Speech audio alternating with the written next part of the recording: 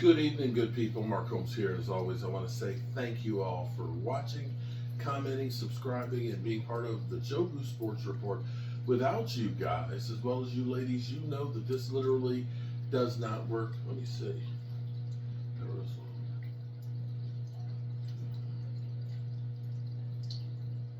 Okay, this is 5. Okay, I'm just counting because Philly 500 said that I'd be doing about 20 videos since we had the stream there together and stuff. But this is 5. It's 5. Okay, that I've done. This is the 5th one. Fireside chat. I always do this, whether or not I'm talking about the Eagles or not. And quite frankly, I don't know that I've really talked about the Eagles that much. I have to talk about the Eagles when I do the Dan Sleo show. In which case, then I have the live stream that I'm doing while I'm doing the Dan Sleo show.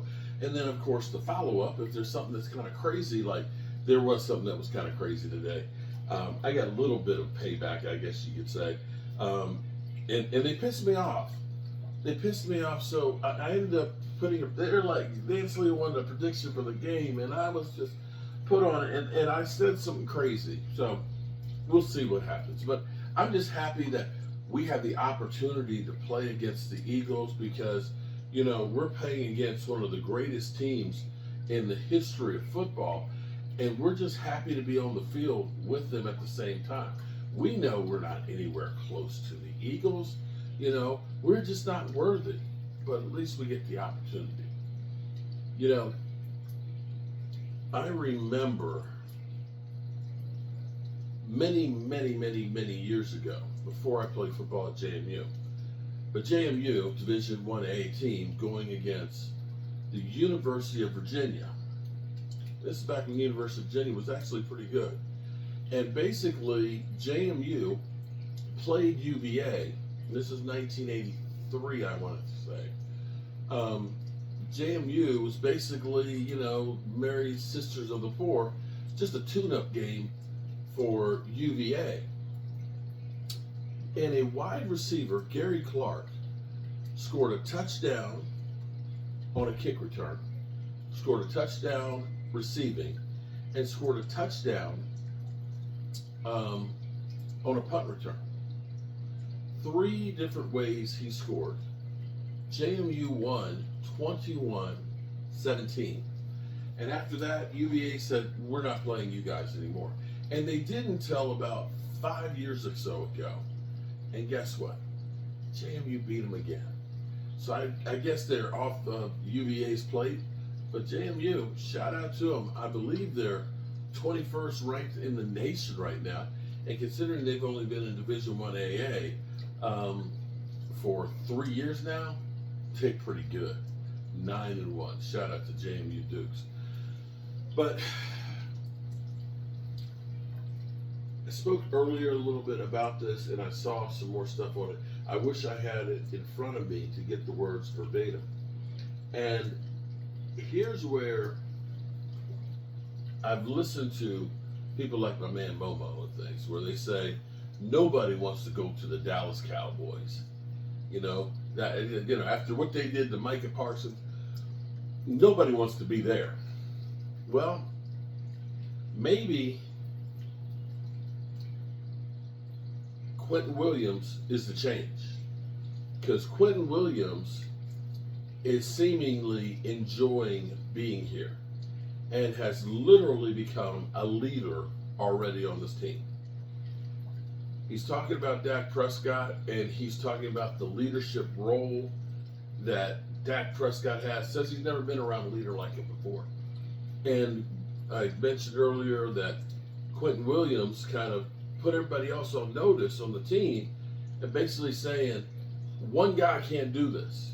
We got to do this shit together. We need everybody out there. And you can see already, and maybe it's because he's been with the Jets for all those years and looking at ass quarterbacks, and he recognized, wow, Dak's really good. You know, this organization, it's not like the Jets, that I'm happy to be here. Okay. His play on the field this past game has been outstanding. I want to know where all those guys are that said that this trade was an F.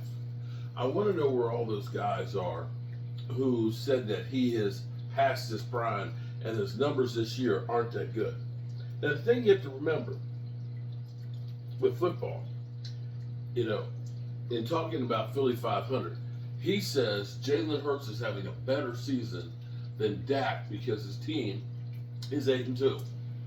Well, his team is definitely having a better season than the Dallas Cowboys. But I don't know that Jalen Hurts is doing better than Dak Prescott. We look at this one-on-one. There's a little difference there. And I pointed out, because here's where he said, well, Dak, they're 4-5-1. So let me ask you this.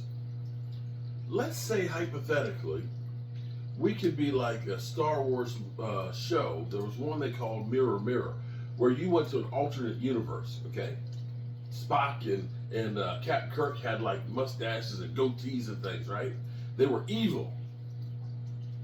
Let's say we went to an alternate universe or alternate reality, and the Cowboys defense and the Eagles defense were reversed. Let me ask, let's be real. Do you think that the Eagles would still be 8-2 if they had had the Cowboys defense that was giving up over 30 points a game? Now, that because this last game they're down to 29. But do you believe with the Eagles' offense as currently constructed that they would be 8-2? I'm betting they're not. I'm betting they probably aren't winning the game. Let's be real here. The Cowboys had to score 40 points to beat the Giants because our defense was so bad. The Cowboys had to score 40 points to get a tie with Green Bay. Yeah. And the Eagles' offense has scored how many points on average? Okay. One of the worst offenses in football. So there's that. But I'm excited about the possibilities. You got Overshown and Dak and Quinton Williams and everybody basically saying, we want to make the playoffs. We want to win. We understand the road is tough. And I believe that Marshawn Kneeland will truly be that motivating factor. And I think the Cowboys may be playing the Eagles at the right time, because the Eagles, they've got a lot of things that are going on. They're winning, God bless them. But losing Lane Johnson, that's huge. Cam Jurgens, if I told you that Cooper Beebe right now today, is rated higher at center than Cam Jurgens, you'd probably say you're full of shit. If I told you that CeeDee Lamb has doubled what A.J. Brown has produced this season, more than double the touchdowns. I'm just talking about yardage. The Cowboys have some players, and they are seemingly getting better. And the only worry now is Dak Prescott's hip. That's listed on the injury report. Don't think it's anything serious, probably just a little tightness and things. They took it easy on this practice because this would be typically like Tuesday because they played Monday night late. Another one of those advantages that the Eagles get. And Cowboys, we get no breaks. We get no breaks. We play Monday night, we play Sunday, we play Thursday, and we play Thursday. We got 4 games in 17 days. That's pretty tough. But you know what? They might be up to the challenge. They got a chance. Not a great one, but they haven't lost hope. And hope is a powerful thing. Remember, good people, I'm a little tired today. Tomorrow is it Buffalo Texans? Thursday night football. I'm surprised the Texans are actually got 5 wins. For some reason I was thinking they only had 3, but I must have missed 1 or 2 here or there. But we'll be live streaming tomorrow night, and we'll be also talking about the contest that I have for t-shirts sometime tomorrow as well. But remember, good people, life is short and life is precious. Don't waste any of it. make sure your people know how you feel about it. And I love you guys. Even you Eagle fans.